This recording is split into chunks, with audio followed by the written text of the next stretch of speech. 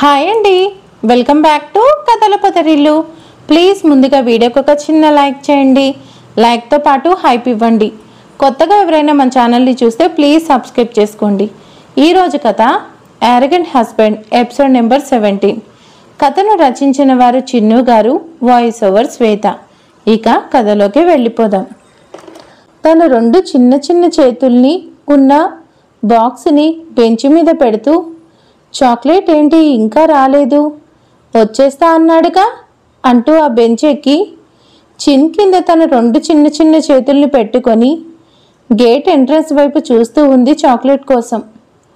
అలా చూస్తూ ఉన్న తన రెండు కళ్ళకు రెండు చేతులు అడ్డం పెట్టి మూసేస్తూ, I'm a kidnapper, I'm go to be kidnap, హా హా హా, అయితే మా చాక్లెట్ వచ్చి నిన్ను కొట్టేస్తాడు, నేను మా చాక్లెట్కి కిస్సీ ఇచ్చేస్తాను అంటూ ఆ చేతులు తీసేసి వెనక్కి తిరిగి చాక్లెట్ బుగ్గ మీద కిస్ చేస్తుంది.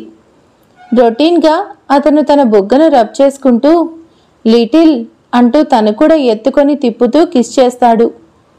లిటిల్, నేనే అని ఎలా కనిపెట్టావు, యు ఆర్ సో ఇంటెలిజెంట్ అంటూ బెంచ్ మీద కూర్చొని తన ఒళ్ళో కూర్చోపెట్టుకుంటాడు. హీ హీ, చాక్లెట్, నువ్వు కళ్ళు మూసినా వాయిస్ మార్చలేదు, మర్చిపోయావు, అది కూడా తెలీదా చాక్లెట్ అంటూ నవ్వుతుంది. అబ్బో లిటిల్, ఇంత లేదు కానీ అన్నీ బాగా తెలుసు, వెరీ స్మార్ట్ లిటిల్. చాక్లెట్, నువ్వు నిన్న ఎక్కడికి వెళ్ళావు, నేను డుంబుగాడికి కూడా చెప్పాను నా ఫ్రెండ్ని పరిచయం చేస్తా అనేసి, కానీ నువ్వేమో రాను అన్నావు, నీతో మాట్లాడను చాక్లెట్ అంటూ ఫేస్ పక్కకి తిప్పేస్తుంది. ఓహో, లిటిల్కి అలగడం కూడా తెలుసా, కానీ నాకు బుజ్జగించడం రాదు కదా లిటిల్. అలా అంటే ఎలా, నేను అలిగితే మా అమ్మ నన్ను ఎత్తుకొని సారీ చెప్పి నాకు కావలసినవన్నీ ఇస్తుంది తెలుసా, మా అమ్మకు నేనంటే అంత ఇష్టం చాక్లెట్. ఓ అవునా అంటూ ఫేస్ ఒకలా పెడుతూ, నాకు కూడా నువ్వంటే చాలా ఇష్టం లిటిల్, కానీ నాకు ఈ బుజ్జగించడం బ్రతిమలాడడం రాదు. చాక్లెట్, నువ్వు అచ్చం నాలానే మాట్లాడతావు తెలుసా, ఏం కాదు, నేను పెద్దవాణ్ణి అండ్ నువ్వు క్యూట్ లిటిల్ కాబట్టి నువ్వే నాలాగా అన్నమాట. లిటిల్, చాక్లెట్, నేను నీలాగా కాదు మా నాన్నలాగంట, నాకు మా అమ్మ చెప్పింది అంటూ మూతి తిప్పుకోగానే, అయితే నువ్వు మీ నాన్నతోనే ఆడుకో లిటిల్, నాతో ఎందుకు ఆడుకోవటం, నీతో కటిఫ్. చాక్లెట్, అంతేనా, నాతో పలకవా, నేను నీకు అంటూ ఉండగానే నివి ఏడుస్తున్నట్టు ఫ్రెండ్ అని పిలుస్తుంటే తనని అలా చూసిన అతను, లిటిల్, నేను జోక్గా అన్నాను, దానికి ఏడుస్తున్నావా, నేను ఫ్రెండ్ కదా లిటిల్, జస్ట్ జోక్ చేశాను, నవ్వాలి నవ్వాలి లిటిల్ అంటూ చక్కెరగింతలు పెడుతూ ఉంటే నివి నవ్వేస్తుంది. చాక్లెట్ చాక్లెట్, నాకు నవ్వొస్తుంది, వద్దు అంటూ నవ్వేస్తుంటే అలా నవ్వడం చూసిన అతను, లిటిల్, నువ్వెప్పుడు ఇలా నవ్వుతూ ఉండాలి సరేనా, ఏడిస్తే అస్సలు బాలేదు, నవ్వితే బాగుంటావు, నా మీద కోపం వచ్చిందా లిటిల్. చాక్లెట్, మా నాన్న అదేదో పెద్ద ఊళ్ళో ఉన్నాడంట, మా అమ్మ చెప్పింది, నేను మా నాన్నని ఎప్పుడు చూడలేదు, నా చిన్నప్పుడే ఊరెళ్ళిపోయాడు, మా నాన్నతో నేను ఎప్పుడూ ఆడుకోలేదు చాక్లెట్, అందుకే నువ్వు అలా అంటే నాకు బాధేసింది. లిటిల్, సారీ తల్లి, ఇంకెప్పుడు అలా అనను సరేనా, మీ డాడీ ఇక్కడ లేకపోతే ఏంటి, నేనున్నానుగా. లిటిల్, నేను నిన్ను ఆడిస్తాను సరేనా, మనం ఇప్పుడు ఆడుకుందామా అంటూ నివిని ఎత్తుకొని తీసుకెళ్ళి అక్కడున్న ఉయ్యాల ఎక్కించి ఆడిస్తాడు.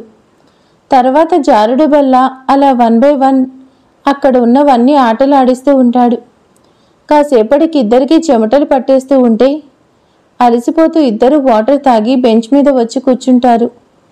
లిటిల్, ఆకలిగా ఉందా, ఏమైనా తింటావా, చాక్లెట్ మర్చిపోయాను, నేను నీకోసం ఒకటి తీసుకొచ్చానంటూ బెంచ్ మీద బాక్స్ ఓపెన్ చేసి, చాక్లెట్ ఇదిగో, ఇది తిను, నేనే తీసుకొచ్చాను, మా అమ్మ చేసింది, చాలా బాగుంటాయి, నాకు చాలా ఇష్టం, నీకోసమే తీసుకొచ్చానంటూ ఆ లడ్డూ తీసి అతని నోట్లో పెట్టేస్తుంది.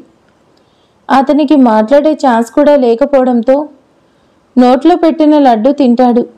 చాక్లెట్, ఎలా ఉంది లడ్డు, బాగుందా, హా, అయితే ఇంకోటి తిను చాక్లెట్ అంటూ తీసిస్తుంటే, లిటిల్ నేను స్వీట్ ఎక్కువ తినను, నాకు వద్దులే, నువ్వు తిను అంటూ నివి నోట్లో పెట్టేస్తాడు. అయితే నువ్వు తర్వాత తిను చాక్లెట్, నీకోసం ఇవన్నీ సరేనా అంటూ ఆ బాక్స్ తన చేతికిస్తుంది. ఓకే లిటిల్, ఇంకేమైతే ఆడుకున్నది చాలా లిటిల్. హా, చాలా బాగా ఆడుకున్న చాక్లెట్, ఇంకా నేను వెళ్తాను, బాయ్. లిటిల్ అప్పుడే కాదు, కాసేపు ఉండు, మనం ఇంకా చాలా ఆడుకోవాలి, చూడాలి అంటూ నివిని ఎత్తుకొని కార్ దగ్గరికి తీసుకెళ్తాడు. ఎక్కడికి చాక్లెట్, ఈరోజు సండే కదా, మనమిద్దరం ఇంకా చాలా ఆడుకుందాం, చాలా చోట్లకి తిరుగుదాం, సరేనా, పద అంటూ నివిని తీసుకొని కారులో వెళ్తాడు. మహేష్, అంత షాక్ అవ్వకు, కూర్చో, నీకు కాల్ చేసింది నేనే, నీతో మాట్లాడాలని చేశాను, కూర్చుంటే ఇద్దరం కాసేపు మాట్లాడుకోవచ్చు. జానకి? హా, నువ్వనుకునే జానకినే, కూర్చో, చాలా రోజుల తర్వాత కలుసుకున్నాం, కాసేపు ఏమన్నా మాట్లాడు మహేష్. ఏంటి, నన్ను ఇక్కడ చూసేసరికి భయపడ్డావా? నంగిళ్ళు పడ్డాయా? నిన్ను చూసి నాకేంటి భయం? ఒకప్పుడు నన్ను చూసి నువ్వే భయపడేదానివి, కొత్తగా కలెక్టర్ అయ్యేసరికి ధైర్యం వచ్చేసినట్టుంది అంటూ మేకపోతు గాంభీర్యం చూపిస్తాడు. అయితే అన్నీ తెలుసుకునే వచ్చావన్నమాట. అవును, తెలుసుకుని వచ్చాను. అయితే ఏంటి? నన్ను కాదు అని వాడితో వెళ్ళిపోయావు, అందుకే నీ అంతు చూడాలని వచ్చాను. మొగుడు వదిలేసిన దానివి ఎలా ఉన్నావంటూ నవ్వుతాడు. నా మొగుడు నన్ను వదిలేయడానికి కారణం కూడా నువ్వే అని తెలుసుకొని వచ్చాను మహేష్. నిజం చెప్పు, హర్ష గారికి ఏం చెప్పి నమ్మించావు? ఏం చేశావు? ఎందుకైనా నన్ను అంతగా అనుమానిస్తున్నారు? ఏం చేశావు? హాహా, అది నువ్వు ఎప్పటికీ తెలుసుకోలేవు జానకి. నన్ను కాదు అనుకున్న నువ్వు సంతోషంగా ఉంటే నేను చూస్తూ ఊరుకుంటాను అనుకున్నావా? అందుకే నేనే నీ మొగుడికి నీ మీద అనుమానం కలిగేలా చేశాను. యాక్చువల్లీ నేనెప్పటికీ నిజం చెప్పకూడదని అనుకున్నా, కానీ నిన్నలా చూస్తుంటే నాకు నీతో అన్ని నిజాలు చెప్పి నీ కళ్ళలో ఆ బాధ చూసి ఆనందపడాలనుంది. ఆ సంతోషమే కదా నాకు కావాల్సింది. నీకు ఖచ్చితంగా నేనేం చేశానో అంతా చెప్తాను, కానీ దానికి నాకు దక్కేదేంటి? ఎటువంటి లాభం? ఎటువంటి లాభం లేకుండా నేనెందుకు చెప్పాలి? ఏం కావాలి చెప్పు? డబ్బులు కావాలా? హాహా, డబ్బులు నాకెందుకు, ఆ డబ్బులు నాకు కావలసినంది ఉంది. నిన్ను చూసినప్పుడే నా మనసు నీ మీద పారేసుకున్నాను. అప్పటి నుంచి నిన్ను నా సొంతం చేసుకోవాలనేసి ఎన్నో ప్రయత్నాలు చేసి నీ మెళ్ళో తాళి కట్టే ఆఖరి క్షణంలో వాడొచ్చి నిన్ను నాకు దక్కకుండా చేశాడు. అందుకే నువ్వు నాతో ఒక్క రాత్రి చాలు, నా జన్మ ధన్యమైపోతుంది. దేవుడి గుళ్ళో ఆడదాని కౌగిల్లో ఒక్కసారి ఉన్న జన్మ ధన్యమే. మహేష్ మాట్లాడే మాటలకు రక్తం మరిగిపోతుంటే కోపంగా చూస్తున్న జానకితో మాట్లాడుతూ నవ్వుతున్న మహేష్ ఇద్దరు కూడా గట్టిగా కొడుతున్న క్లాప్స్ సౌండ్కి పక్కకి తిరిగి చూస్తారు. ఎప్పుడు వచ్చాడో ఎటు నుంచి వచ్చాడో తెలియదు, కానీ క్లాప్స్ కొడుతూ జానకి మహేష్ దగ్గరికి వచ్చి నిలబడతాడు హర్షిత్. ఎర్రగా మారిన కళ్ళ నిప్పులు కురిపిస్తుంటే ఆ చూపుతో కోపంగా చూస్తున్నాడు జానకిని.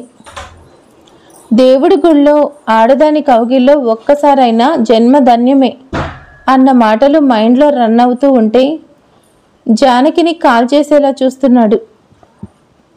మహేష్ అక్కడ హర్షిత్ని చూడగానే భయంతో ఆగకుండా అక్కడి నుంచి పరిగెత్తడం మొదలు పెడతాడు. జానకి హర్షిత్ వైపు చూస్తూ తన కోపానికి భయపడుతూ, ఇప్పటికే నన్ను అనుమానిస్తున్న హర్ష గారు ఇప్పుడు నన్ను ఇంకా అసహించుకుంటారుగా అని అనుకుంటూ చూస్తుంది. ఇన్ని రోజులు చెయ్యని తప్పుకి మాటలు పడ్డాను, ఈరోజు ఇంకేమంటారో అని హర్ష వైపు చూస్తుంది. హర్ష గారు?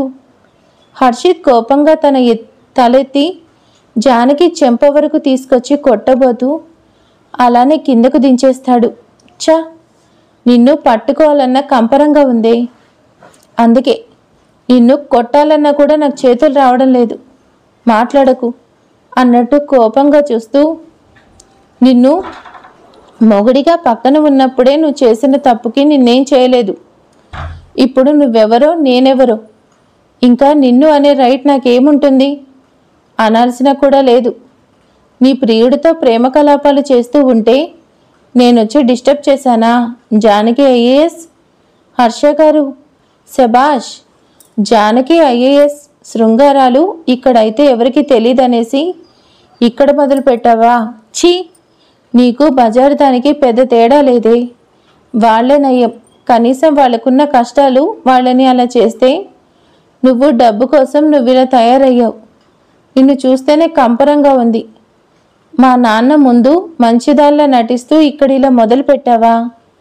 నిన్నందరూ మంచిది మంచిది అనుకుంటున్నారు, కానీ ముంచేది అని నాకు తెలిసినట్టు ఇంకెవరికి తెలియదు కదా.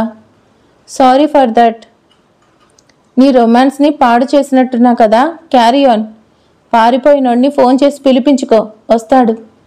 తెగించిన దానికి ఊరంతా అచ్చా, నీ మొహం చూడాలంటేనే అసహ్యం వేస్తుంది.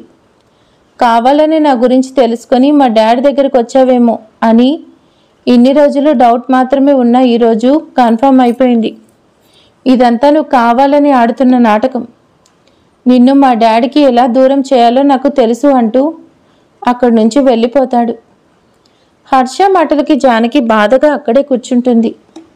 వచ్చే దుఃఖాన్ని ఆపుకుంటూ తన ఫోన్ తీసి మహేష్ నెంబర్కి కాల్ చేస్తుంది. కానీ మొబైల్ స్విచ్ ఆఫ్ రావడంతో అసహనంగా ఫీల్ అవుతూ, హర్ష గారు కాసేపు ఆగి రావచ్చుగా, వాడు మొబైల్ కూడా ఆపేశాడు, ఇంకా వాడినిలా పట్టుకోవాలి అని అనుకుంటూ ఎవరికో కాల్ చేస్తుంది.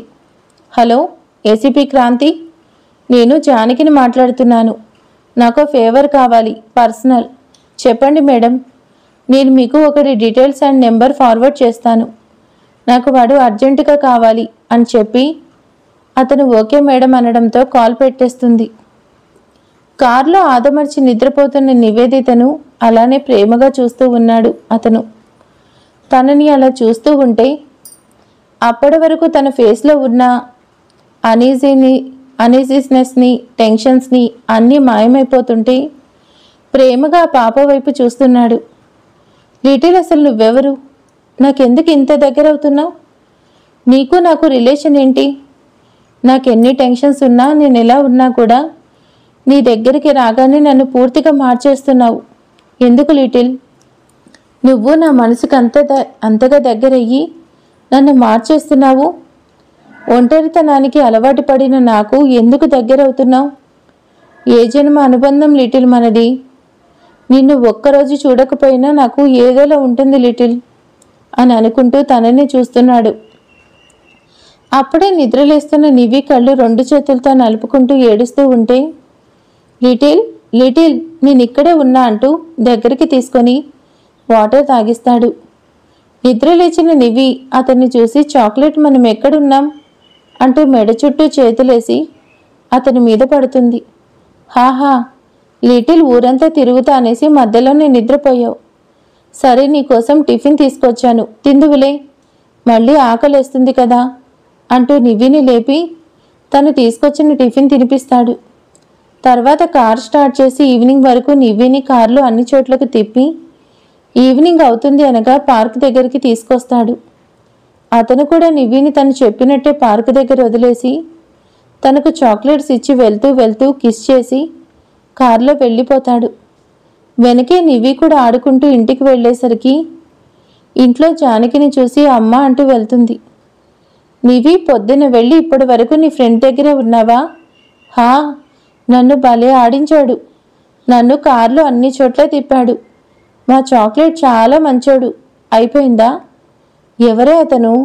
తనకేం పని పాట లేదా? రోజంతా నీతో ఆడుకుంటూ ఉన్నాడు. అమ్మ, నా చాక్లెట్ నేమేనంటే నీతో కటీఫ్.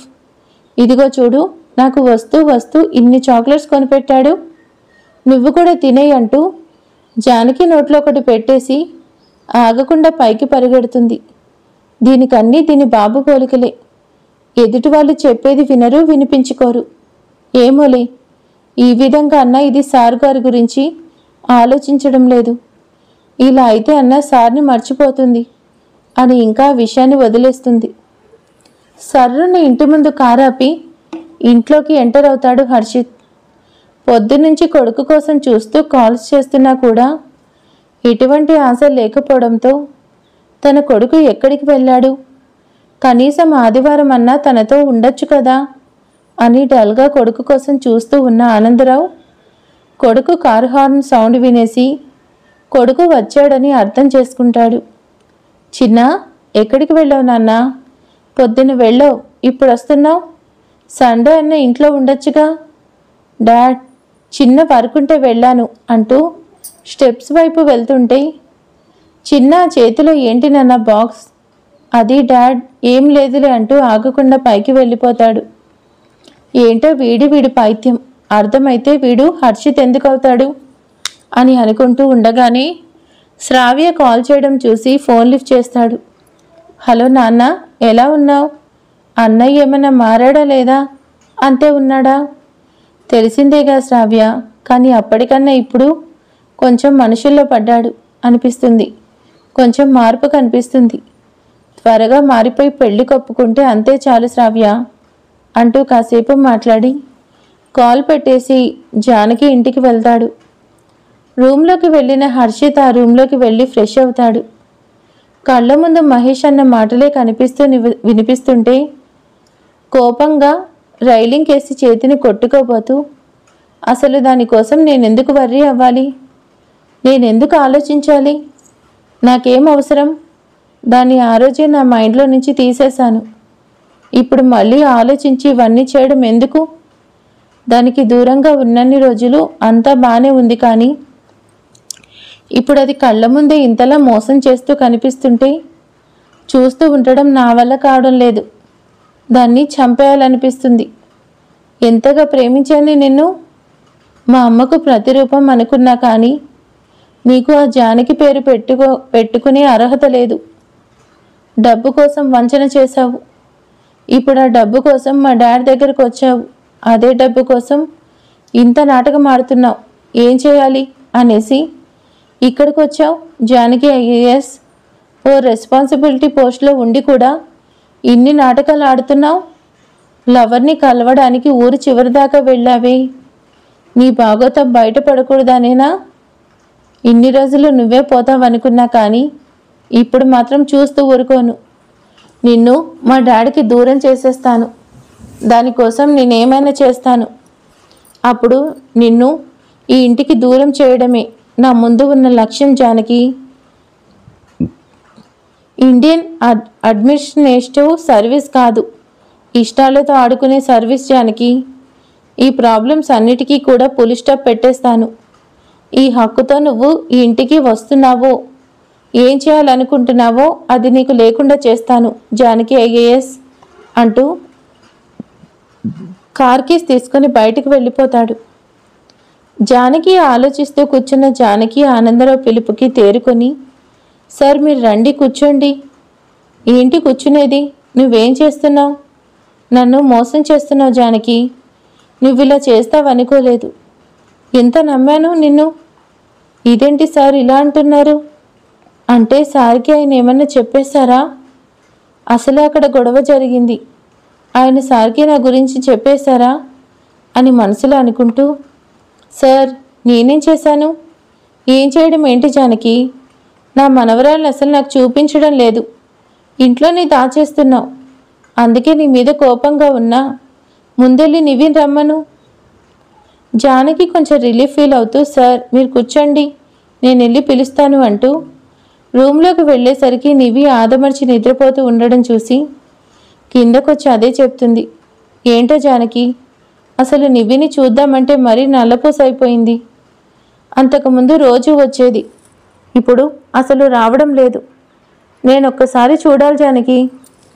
నేనెంత ఆపాలి అనుకున్నా ఈ బ్లడ్ రిలేషన్ అంటే ఇదే అనుకుంటా అని మనసులో బాధపడుతూ, రండి సార్ అని ఆయన్ని తీసుకెళ్లి నివిని చూపిస్తుంది. ఆనందరావు నివి దగ్గరికి వెళ్ళి నిద్రపోతున్న తనని చూసి నుదుటి మీద ముద్దు పెట్టి, ఏంటో జానకి, చింటుగాడు దూరంగా ఉండడం వాళ్ళనేమో, కానీ వాడిని చూడకపోయినా మనసు లాగదు. దీన్ని ఈ చేతులతో ఎత్తుకొని పెంచా కదా, అందుకే అనుకుంటా ఈ ఎఫెక్షన్ దీన్ని చూడకపోతే ఏదోలా ఉంటుంది. అయినా నివి ఎందుకు రోజు రావడం లేదు? అది సార్, దానికి బాగా పెత్తనాలు ఎక్కువయ్యాయి. కొత్త ఫ్రెండ్స్ అయ్యారు. ఈరోజు కూడా మార్నింగ్ వెళ్ళి ఇప్పుడు ఇంటికి వచ్చి పడుకుంది. ఎవరో చాక్లెట్ అంట ఒకసారి నివిని సేవ్ చేశాడు. అప్పటి నుంచి ఇద్దరు ఫ్రెండ్స్ అయ్యారు సార్. ఈరోజు కూడా తన దగ్గరికే వెళ్ళింది. చిన్నపిల్లలు అంతే జానకి, ఒకసారి దగ్గరైతే మర్చిపోలేరు. పైగా తండ్రి ప్రేమ కోసం చూసే పిల్ల తన ప్రేమకు దగ్గరవుతుంది. అందుకే ఒకసారి ఆలోచించు జానకి. సార్, మీకు కాఫీ తీసుకొస్తాను అంటూ జానకి కిందకి వెళ్తుంది. మీ అమ్మను మార్చి పెళ్లి కొప్పించాలంటే చాలా కష్టం నివి. కానీ ట్రై చేద్దాం. నీకోసమన్నా మీ అమ్మ పెళ్లి కొప్పుకుంటే ఇద్దరూ ఆనందంగా ఉంటారు అంటూ తనని కళ్ళారా చూసుకుని కిందకొచ్చేస్తాడు. కాఫీ తాగేసి జానకితో కాసేపు మాట్లాడి ఇంటికి వెళ్ళిపోతాడు. డాడ్, ఇప్పుడెలా ఉంది? డాక్టర్ ఏమన్నారు? డాక్టర్ చెప్పేదాని వల్ల నా హెల్త్ సెట్ అవ్వదు తారా. నువ్వు చెప్పే మాట వల్లే నేను ఆరోగ్యంగా ఉంటాను. చెప్పుతారా, ఆ కలెక్టర్ అంతు చూస్తానని చెప్పు. ఆ ఆనందరావు పని చెప్తానని చెప్పు. Dad, you don't worry feel. నిన్నిలా చేసిన ఆ కలెక్టర్ని ఊరికే వదలను. దానికి నేనేంటో చూపిస్తాను. కానీ దానికంటే ముందు నేను చేయాల్సిన పని ఒకటి. ఆనందరావు. ఉంది డాడ్. ఆ కలెక్టర్ ఇదంతా చేయడానికి కారణం కలెక్టర్ ఎవరో కాదు, ఆ అనంతరావు ఇంట్లో పని మనిషి. మొగుడు దాన్ని తన్ని తగలేస్తే వాడి ఇంట్లో తేలింది. ఆయన దాన్ని చదివించి కలెక్టర్ని చేశాడు. అందుకే అది అంత రిస్క్ చేసి ఆ ఆనందరావు కోసం మనకు ఎదురు వచ్చింది. నిన్ను పాయింట్అవుట్ చేసింది. ఇంకా ఆనందరావుకి కూడా అక్కడ జానకి అంటే చాలా ఇష్టం. తన కూతురు శ్రావ్య కన్నా కూడా దానికి ఎక్కువ ఇంపార్టెన్స్ ఇస్తాడు. అంత ఇష్టం అది అంటే నన్ను ఎదిరించి ఆ ఇంటి పని Manisha? What is this baby? ఏం జరుగుతుంది? ఓ పని మనిషి నాకు జలకిచ్చిందంటే ఐ కాంట్ బేర్ బేబీ. దాన్ని ఏదో ఒకటి చెయ్యాలి. ఆ జానకిని అసలు వదలను డాడ్. నిన్నిలా చేసిన దానికి I will teach a lesson. అది లైఫ్లో మర్చిపోలేని జలకిస్తాను. అది తిరిగి తిరిగి చూసుకోకుండా కోలుకోకుండా దానికి రిటర్న్ ఇస్తాను. ఏం చేయాలనుకుంటున్నావు బేబీ? దాన్ని లేపేస్తావా? డాడ్, అదెంత పిల్ల పిచ్చుక. దాని సంగతి నేను ఎప్పుడైనా చూడగలను. కానీ ఇప్పుడు నాకు కావాల్సింది అది కాదు. మరి అంతకన్నా ఇంపార్టెంట్ ఏముంది బేబీ? హర్షి డాడ్. నేను ప్రేమించిన హర్షిత్, ఆ అనంతరావు కొడుకు డాడ్. ఇన్ని రోజులు కూడా హర్షి కోసమే వెయిట్ చేశాను. ఈరోజే మళ్ళీ హర్షిని చూశాను. నాకు హర్షి కావాలి డాడ్. వాణ్ణి వదులుకోవడం నాకు ఇష్టం లేదు. మీకు కావాల్సింది ఆ ఆనందరావు పతనం, నాకు కావాల్సింది ఆ హర్షి. రెండు జరగాలంటే నేను హర్షిత్ని పెళ్లి చేసుకుని ఆ ఇంట్లో కోడలుగా అడుగు పెట్టాలి. అప్పుడే నేను ఆ ఆస్తి మొత్తాన్ని నా గుప్పెట్లోకి తీసుకొని వాళ్ళకి నేనేంటో చూపిస్తాను. ఆ జానకి అంతు చూస్తాను. ఇవన్నీ జరగాలంటే నేను ప్రేమించిన హర్షిత్ నా వాడు కావాలి. ఆనందరావు దీనికి ఒప్పుకుంటాడు అనుకుంటున్నావా బేబీ? హర్షి ఒక్కడు ఒప్పుకుంటే చాలు డాడ్. ఆ ఆనందరావు తన కొడుకు పెళ్లికి ఒప్పుకోవడం కోసం భగీరథ తపస్సు చేస్తున్నాడు తెలుసా? ఇంకా హర్షినే ఒప్పుకుంటే హ్యాపీగా కళ్ళు మూసుకొని చేసేస్తాడు. ఆయనకి వేరే ఆప్షన్ లేదుగా. రోజు నుంచి నా ఏం హర్షిత్ అండ్ ఆ ఇంటి కోడలిగా అడుగు పెట్టడం అంతే డాడ్. ఓకే తారా, నువ్వు నా కూతురివి. నువ్వేం చేసినా ఆలోచించే చేస్తావనే నమ్మకం ఉంది. నీకేం హెల్ప్ కావాలన్నా నేను చేస్తాను. కానీ ఆ ఆనందరావు మాత్రం దిక్కులేనివాడయ్యి రోడ్డున పడాలి. అప్పుడే నాకు ఆనందం. అప్పుడే ఈ జేపీ గెలిచినట్టు. Super dad. Sorry, sure dad. నేను నీ కూతుర్ని.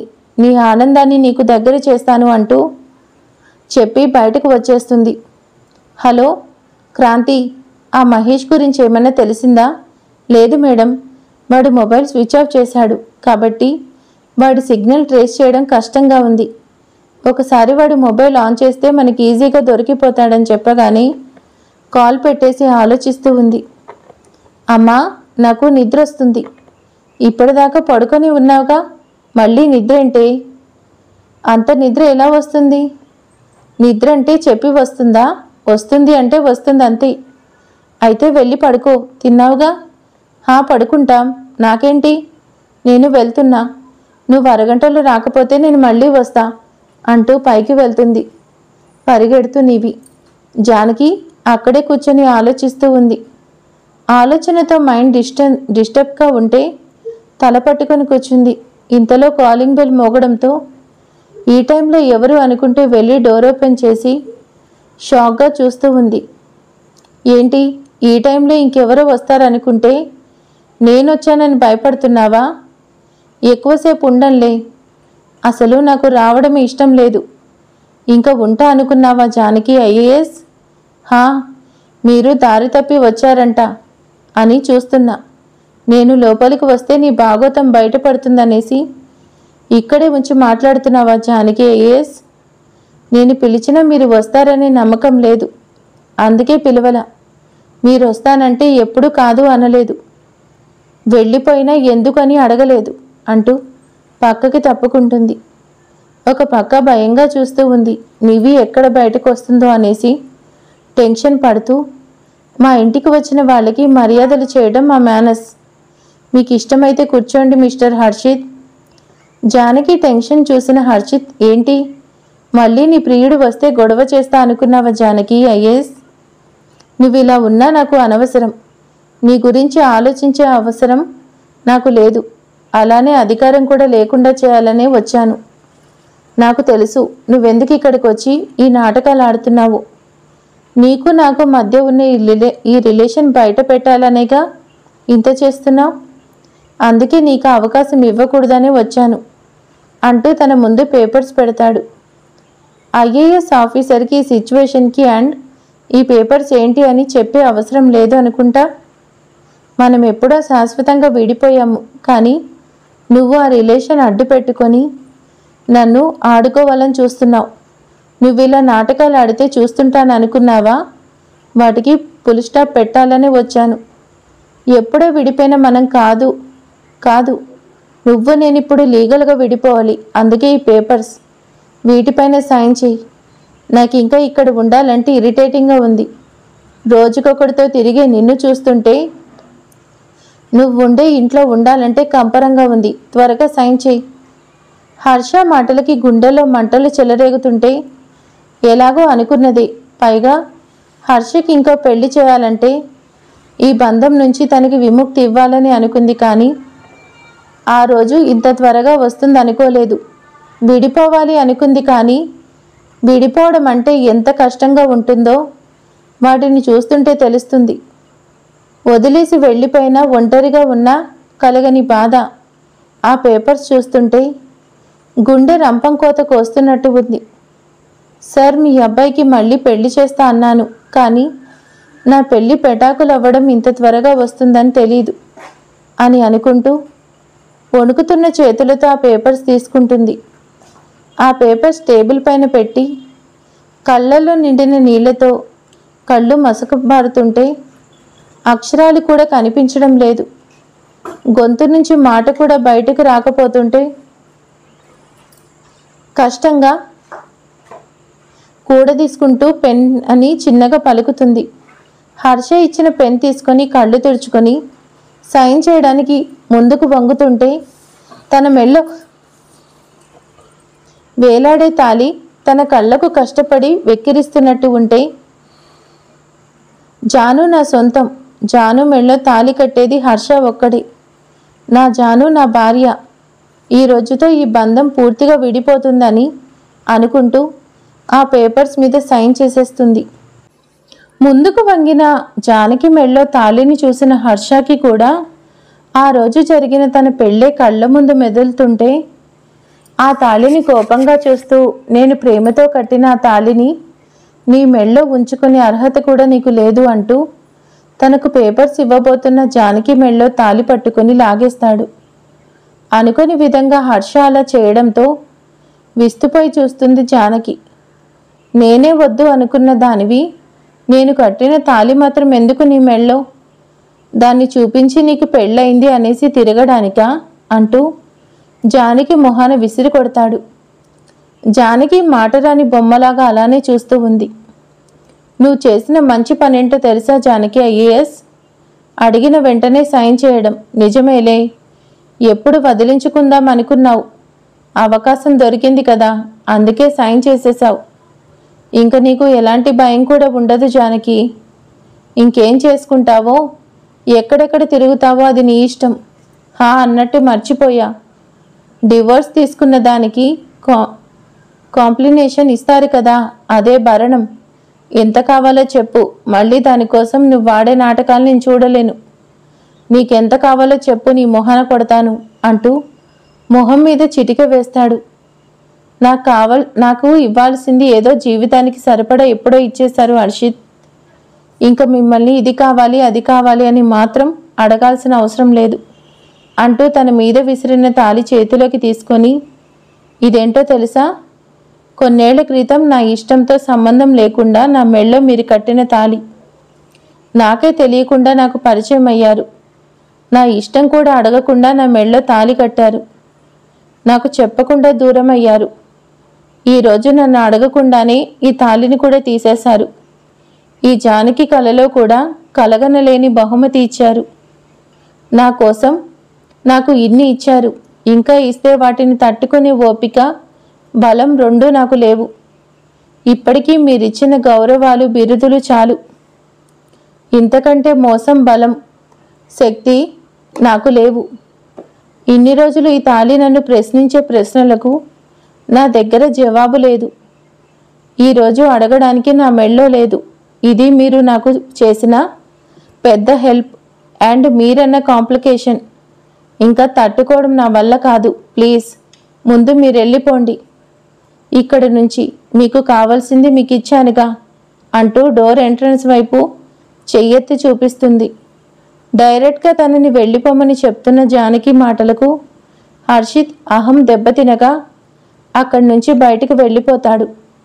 తను వచ్చిన పని ఇంత సింపుల్గా అయిపోయినందుకు ఫేస్లో చిన్న విజయం, గర్వం తొణికిసలాడుతుంటే తన చేతిలో తాళిని చూసుకుంటూ దిక్కులు పెక్కటిలేలా అరవాలని ఉన్నా తన బాధను గొంతులోనే ఆపుకుంటూ మౌనంగా ఏడుస్తూ అక్కడే కూర్చుని ఏడుస్తుంది జానకి. మరిక తర్వాత ఏం జరగబోతుంది ఏంటి అనేది నెక్స్ట్ పార్ట్లో తెలుసుకుందాం. Thank you for watching.